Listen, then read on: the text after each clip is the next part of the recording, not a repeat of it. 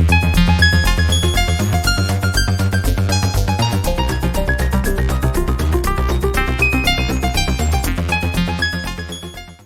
दोस्तों, नमस्कार। कैसे हो आप सभी लोग? उम्मीद करते हैं आप सभी लोग ठीक होंगे। आज के इस वीडियो में हम आपको भारतीय संविधान और राज्य व्यवस्था में जो राष्ट्रपति की शक्तियां थी उसके बारे में बात करने वाले हैं।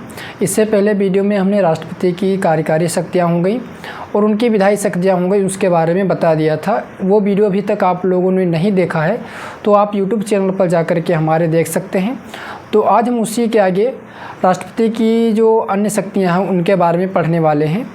तो बिना किसी देरी के वीडियो को हम शुरू करते हैं। वीडियो शुरू करने से पहले छोटा आप लोगों से रिक्वेस्ट है, अभी तक चैनल को सब्सक्राइब नहीं किया है तो सब्सक्राइब कर लेना, साथ में बेल आइकन प्रेस कर देना ताकि आने वाला हर वीडियो का नोटिफिकेशन आप लोगों तक सबसे पहले पहुंच सके, अगर आपको वीडियो इन्फॉर्मेटिव लगती है तो चलिए हम शुरू करते हैं राष्ट्रपति की शक्तियों के बारे में। तो आज हम बात करेंगे राष्ट्रपति की शक्तियाँ। राष्ट्रपति की शक्तियाँ।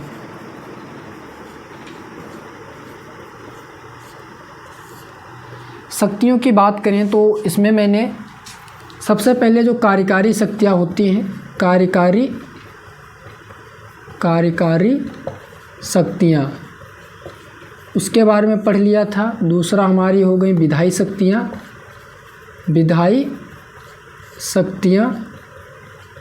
इसके बारे में भी मैंने पढ़ लिया था। तो इसके बारे में मैंने पढ़ लिया था, इसके बारे में भी पढ़ लिया था।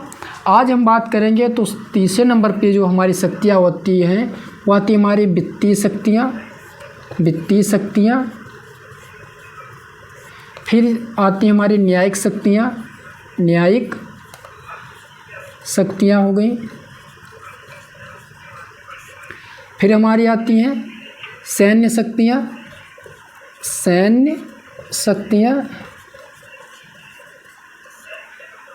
फिर हमारी आती हैं सैन्य शक्तियाँ हो गई। फिर हमारी आती हैं आपातकालीन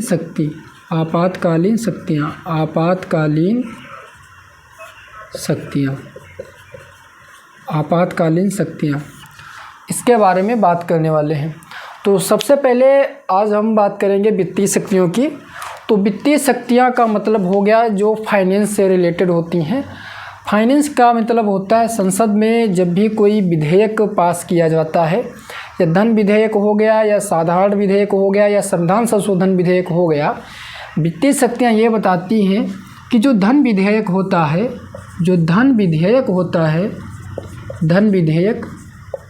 वह राष्ट्रपति की पूर्व अनुमति के बाद ही पेश किया जाता है। किसकी अनुमति से? राष्ट्रपति की पूर्व अनुमति से पेश किया जाता है। तो यह राष्ट्रपति की एक वित्तीय शक्तियाँ हो गई। दूसरा जो है, जो वार्षिक वित्तीय विवरण होता है, संविधान का अनुच्छेद 112 बताता है जिसमें बजट का प्रावधान है। वार्षिक वित्तीय विवरण जो होता है वो राष्ट्रपति संसद के पटल पर रखवाता है। तो जो वार्षिक वित्तीय विवरण जो होता है वो संसद के सामने जो रखवाने का कार्य करता है वो राष्ट्रपति करता है। तो ये राष्ट्रपति की वित्तीय शक्तियाँ हो गई। फिर हमारा हो गया तीसरा, बात करें तो तीसरी जो राष्ट्रपति की वित्तीय शक्तियाँ हो गई, आकस्मिक निधि की व्यवस्था भी राष्ट्रपति के द्वारा की जाती है। आकस्मिक निधि ये होती है कोई भी आपातकालीन खर्चे से निपटने के लिए राष्ट्रपति एक अलग प्रकार की आकस्मिक निधि की व्यवस्था करता है, जिसको हम आकस्मिक निधि, जो संविधान का अनुच्छेद 267 या 266 में कन्फ्यूज हूँ थोड़ा, 267 या 266 के बारे में इसका प्रावधान बताया गया है। तो जो आकस्मिक निधि होती है, आकस्मिक निधि का प्रावधान, आकस्मिक निधि का जो प्रावधान होता है वो राष्ट्रपति करता है, आकस्मिक निधि का प्रावधान। फिर हमारा हो गया केंद्र और राज्य के जो संबंध होते हैं, केंद्र और राज्य के संबंध में जो केंद्र और राज्यों के बीच करों का वितरण होता है उसके लिए एक वित्त आयोग का गठन किया जाता है। वित्त आयोग का जो गठन है वो संविधान का जो अनुच्छेद 280 है उसके अंतर्गत राष्ट्रपति हर 5वें साल के अंतराल पर वित्त आयोग का गठन करता है, जिसका कार्य होता है केंद्र और राज्य के वित्त करों का सरलतापूर्वक वितरण। तो क्या हो गया, वित्त आयोग का गठन, वित्त आयोग का गठन किसके लिए, केंद्र और राज्य करों के लिए वित्त आयोग का गठन किया जाता है। सैन्य शक्तियाँ, वो फिर हमारी आती हैं न्यायिक शक्तियाँ। तो जो न्यायिक शक्तियाँ हैं, न्यायिक शक्तियाँ जो हो गई, न्यायिक शक्तियों को हम जान लेते हैं। तो न्यायिक जो शक्तियाँ हो गई उनको भी देख लेते हैं।